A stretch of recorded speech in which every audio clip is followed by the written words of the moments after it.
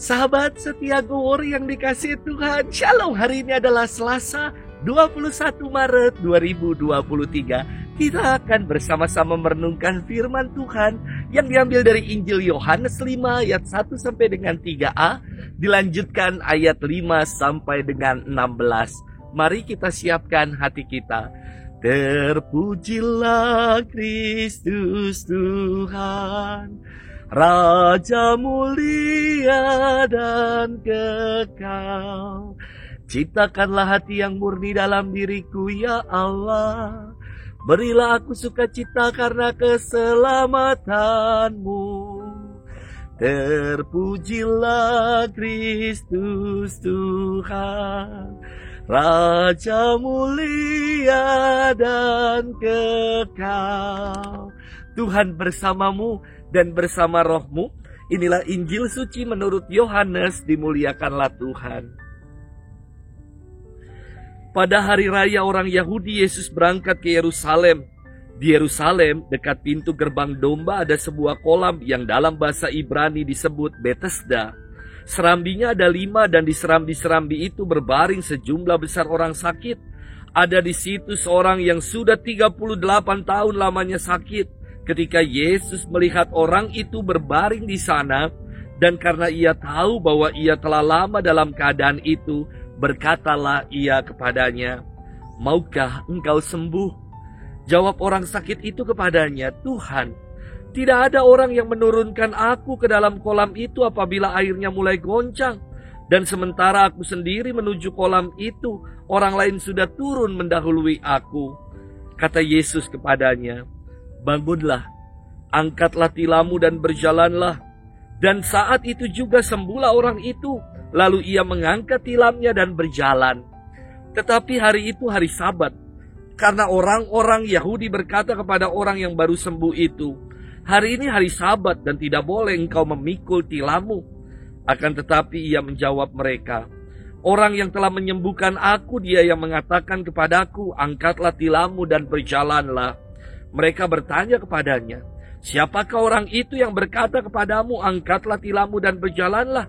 Tetapi orang yang baru sembuh itu tidak tahu siapa orang itu, sebab Yesus telah menghilang ke tengah-tengah orang banyak di tempat itu.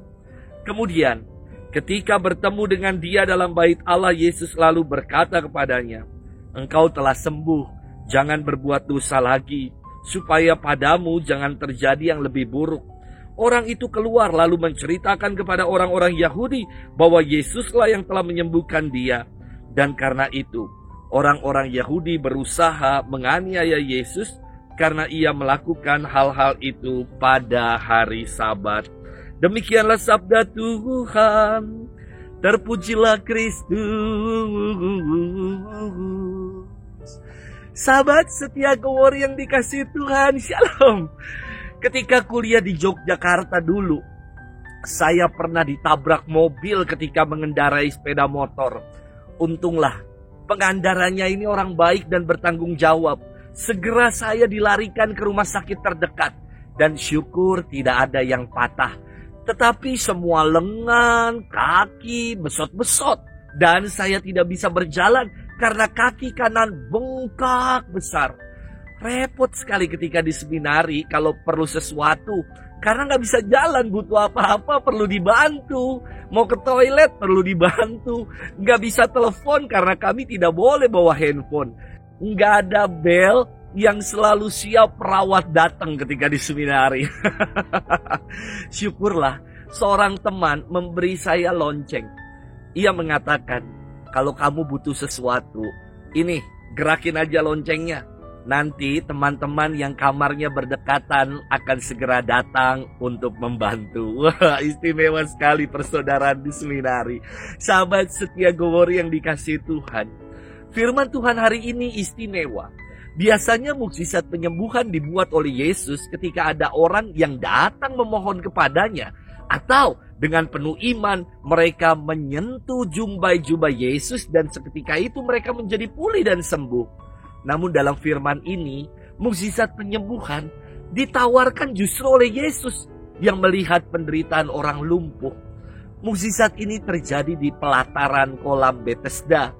Kata Betesda dari kata Ibrani yang berarti rumah kemurahan atau rumah anugerah.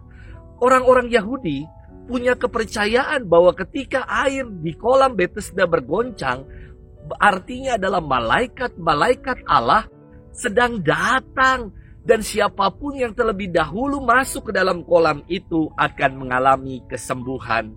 Lantas bagaimana dengan nasib si lumpuh yang tidak bisa berjalan? Bagaimana ia bisa bergegas dan masuk ke dalam kolam Betesda tanpa dibantu?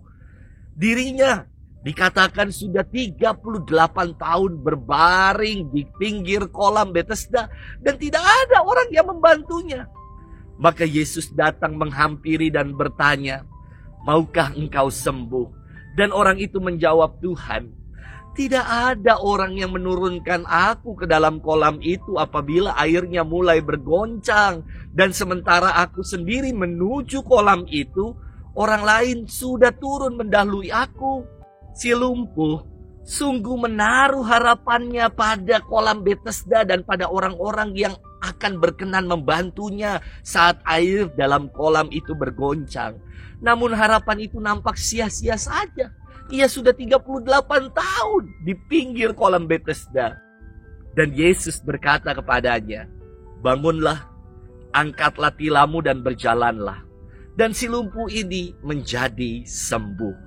Yesus menunjukkan belas kasih kepeduliannya kepada si lumpuh, sekaligus mengajarkan kepada kita bahwa dialah harapan yang tidak akan mengecewakan kita. Sahabat setia Gowor yang dikasihi Tuhan, dalam hidup ini terkadang kita merasa seolah sendirian menghadapi segalanya. Apalagi ketika dalam kesulitan, penderitaan, dan kesengsaraan. Kok Tuhan tidak membantu? Kok para sahabat malah meninggalkanku? Tuhan tidak pernah meninggalkan kita. Tangannya senantiasa terulur pada kita dan bertanya, "Maukah kamu sembuh?" Mari kita gapai dan genggam tangan Tuhan dengan penuh pengharapan sambil berkata, "Aku mau Tuhan, sebab Engkaulah satu-satunya harapan dalam hidupku." Selamat bermenung dan Tuhan memberkati kita selalu, Bapa dan Putra dan Roh Kudus. Amin.